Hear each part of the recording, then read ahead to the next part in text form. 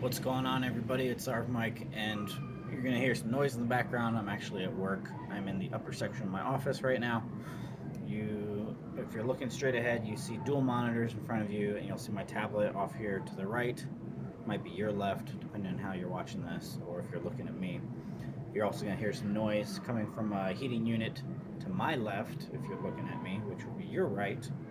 And we are doing all this in 360 degree, obviously, and I am using the LG 360 cam in manual mode, so you can see it there. We are in manual mode looking at all our settings here at the bottom, and you can see there all our settings at the bottom. Anyway, I am doing this because, for one, I haven't done a 360 video in a while, and two, as you guys can tell here on the computer screens, I'm looking at Chromebooks. My Nexus 10 tablet is definitely starting to show age. Doesn't have the RAM speed to keep up with newer things that are out there.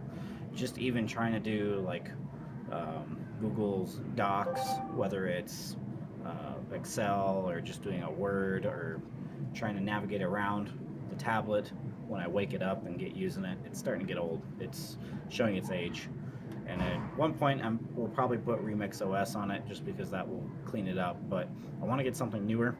And now that Chromebooks can do a lot of what Android tablets could do, I'm starting to look towards Chromebooks to pick up. And as you see here on the screen, I'm looking at the new one, the Asus Chromebook Flip C302. And then on my other screen here on the right, we have the Samsung Chromebook Plus. Now, I know that the Pro version is coming down the pipeline, and that one will have a better processor.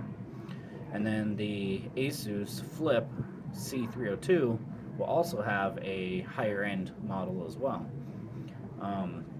Right now, at this very moment, if you go to hit buy on Asus's website, they are temporarily out of stock of the Flip with the Intel Core M3 processor because people obviously liked it. They bought it out. It's sold out, temporarily out. And then on the Samsung one, they are still taking pre-orders, so I could pre-order this right now. And but that's the low grade model. So I'm asking you guys, like, which one do you think's better? Do you think a Chromebook is a good replacement to my Nexus 10? My Nexus 10 I do use for media consumption, and obviously I'm at work right now. I do use it at work when it comes to jotting down some notes and going over PDF files or looking at Excel or doing some things that involve my work, whether it's like fire inspections or writing some reports on things. Or, for example, here in Colorado, we just had some wind happen earlier and a couple days ago, and that did some damage to my site here, so I had to go and jot notes and take pictures and do stuff. And then I can put in my work orders and all my stuff on the tablet, which is nice. But because obviously you see here I got dual screens up here in my office, but I'm not always in my office. I'm moving around and I'm up and going. So that's one of the reasons why I'm looking at a Chromebook. So on your guys' opinion, which one do you think would be better to use? And I know obviously the Asus is definitely up there. Theirs does have the backlit keyboard. We'll go to specifications. We'll go over some specs here, comparing the Asus versus the Samsung. If this is new to you guys, you haven't heard about these new ones coming out. They were unveiled at CES that just happened, and they're quite up there and stuff. I mean, for when it comes to a Chromebook, I mean, they still don't rival like what a actual Windows laptop would do. But that's the thing, I don't want to carry around a laptop all the time for doing smaller things. That's where a Chromebook fits in for me. And yeah, obviously I'm not gonna spend like $1,000+ on the laptop. I'm looking around $600-700 range, which still, I mean, you can't get a really good PC that can handle a lot of stuff for that cost. You can get a very basic PC, but Chromebooks are definitely getting up there. They're definitely starting to emerge and become better. And this is probably the first batch of 2017. The other thing that would halt me choosing something right now would be, I know Google will probably have an event come next month, and if they were to launch a new Pixel Chromebook, then that's a possibility that I would go with.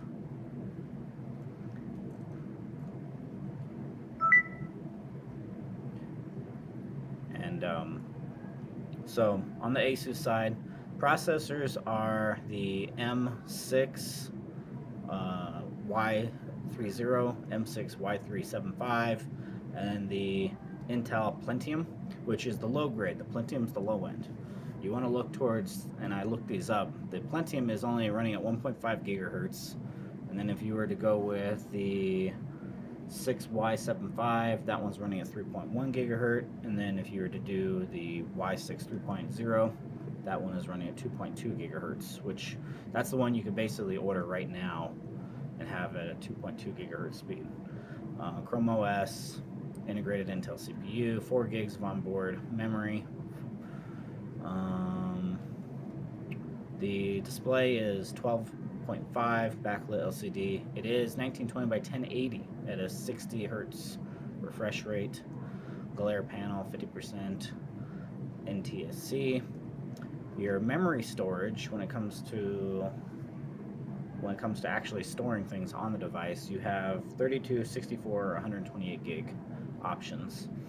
And then it is an illuminated chiclet keyboard, so that is an advantage that the Samsung does not have. Multi-format card reader for SD, SDHC, and SDXC. HD webcam, all the Wi-Fi stuff, Bluetooth 4.0 built in. And then for ports, we have 2 USB 3.1 Type-C ports, which is nice. Battery is rated at 39 watt hours. Yada yada. Battery weight. Performance. Okay, and then if we look at the Chromebook, it is a hexa-core processor. It's a 12.3 inch LED panel. It is not an AMOLED panel. And it also is 2400 by 1600 resolution. So it's almost a 1400 resolution display, a little over.